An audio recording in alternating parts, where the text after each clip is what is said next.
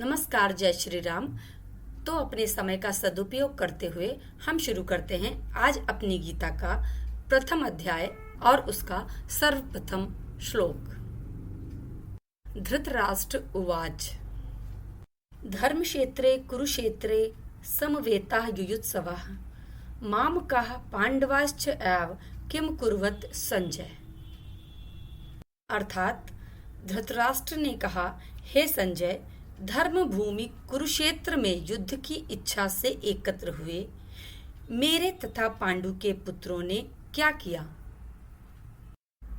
अब तात्पर्य ये है कि पांडव तथा धृतराष्ट्र के पुत्र दोनों ही एक वंश से संबंधित हैं, किंतु यहाँ पर धृतराष्ट्र के वाक्य से उसके मनोभाव प्रकट होते हैं। उसने जानबूझकर अपने पुत्रों को कुरु कहा और पांडु के पुत्रों को वंश के उत्तराधिकार से विलग कर दिया, अर्थात अलग कर दिया। इस तरह पांडु के पुत्रों अर्थात अपने भतीजों के साथ धृतराष्ट्र की एक विशेष प्रकार की मना स्थिति को समझा जा सकता है।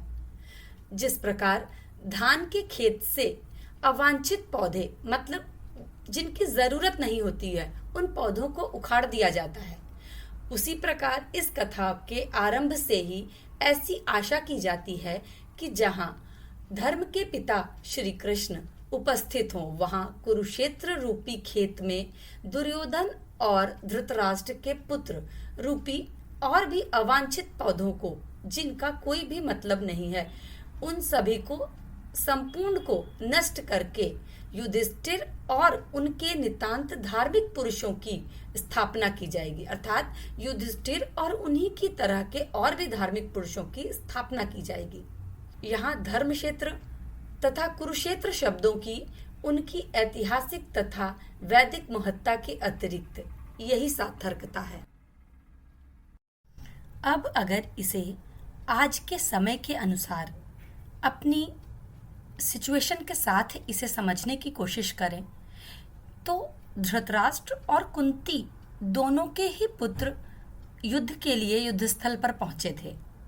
हाँ, ये बात सच है कि अर्जुन के साथ स्वयं युद्ध में भगवान श्री कृष्ण थे, इसलिए उसे धर्मक्षेत्र का नाम दिया गया। पर समस्या इस बात की है कि सिर्फ धृतराष्ट्र ही इतने चिंतित क्यों थे। पुत्र तो कुंती के भी थे, वो क्यों नहीं इतनी चिंतित थी। यहाँ पर दो टाइप के पेरेंट्स की बात आप समझ सकते हैं। एक उन बच्चों के पेरेंट्स जिनको ये पता होता है कि हमारा बच्चा गलत कर रहा है, पर फिर भी वो उसके साथ चाहते हैं कि वो उसमें विन हो। और कुंती वो पेरेंट्स में से हैं जो जानते हैं कि हमारा बच्चा युद्ध कर रहा है, पर वो किसी एक धर्म के लिए, अगर हम कह सकते हैं कि एक जो लोग एक बॉर्डर पर, या ये कह सकते हैं कि किसी सेना के साथ लड़ रहे होते हैं, उनके भी पेरेंट्स को चिंतित होते हैं, पर उनकी चिंता उन दूसरे पेरेंट्स से थोड़ी सी अलग होती है। सेम उसी प्रकार यहाँ पर भी धृतराष्ट्र की चिंता थोड़ा अलग टाइप की है। जिन पेरेंट्स के बच्चे गलत कर रहे होते हैं, बावजूद उसके पेरेंट्स उनका साथ देते हैं, उन्हें सिर्फ इतनी चिंता होती है कि उनके बच्चे की जीत हो।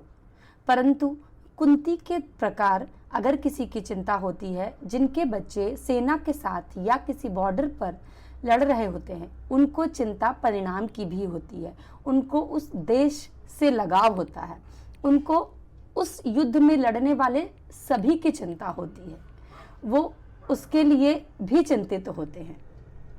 और यहाँ पर धृतराष्ट्र नहीं चाहते थे कि उनके पुत्रों और पांडु के पुत्रों के बीच कोई समझौता हो। वो चाहते थे कि उनके पुत्र युद्ध करें और युद्ध में विजय प्राप्त करें, जबकि उन्हें उस युद्ध स्थल की एनर्जीज के बारे में पता था।